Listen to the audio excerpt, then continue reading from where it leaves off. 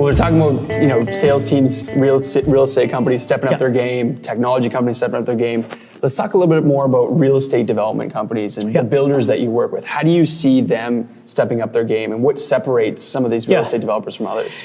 Well, it's interesting, right? So we have some builders that are kind of changing or morphing what they were originally into. And, give you an example would be obviously Vola Builders as being one of them, right? They went from building just prototypical, residential real estate, which they're excellent at. I mean, good quality, everybody knows the name. But then going into, obviously things like, Edinburgh and Synergy Park, I think is a new realm for them, but it's something that is a need and a want in this city. Yeah. And, to do it with the level of quality that they're used to and the craftsmanship that they're used to is excellent, and I think someone's really going to get an excellent product, you know what I mean, from a very reputable builder in the city.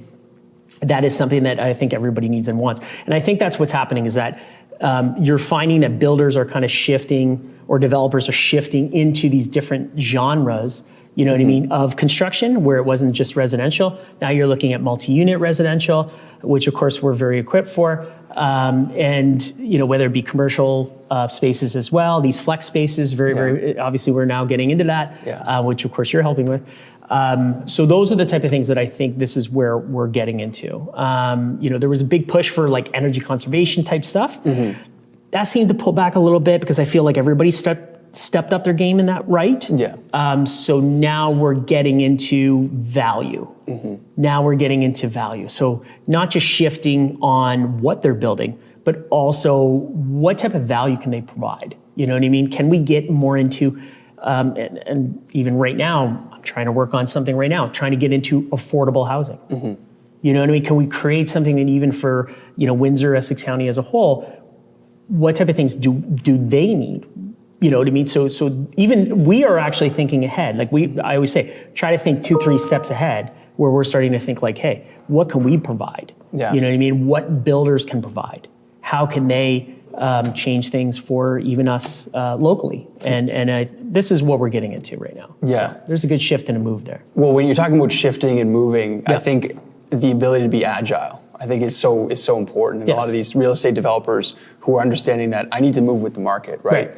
If I was really good at building this one type of product, but that product's not selling this year or for the next 5 years, I need to pivot. I need to move. And we had to, right? Within the last 2 years, right? With interest rates going up, the market demand starts to shift, right? All of a sudden you go from $1 million properties plus, like I was selling quite a few at $1.8 million, $1.7 million, $2 million, like whatever. That was a lot of that was selling. That was a good market share for us.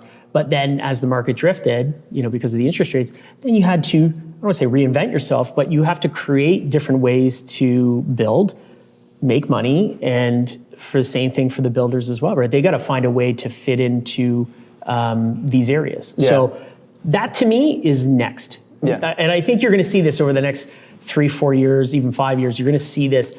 A lot of multi-family, multi-unit, talking about ADUs, whatever. You're starting to see that, and I think if there's a little bit, maybe even help with the government, maybe HST, GST, something they can do there building-wise or create incentives.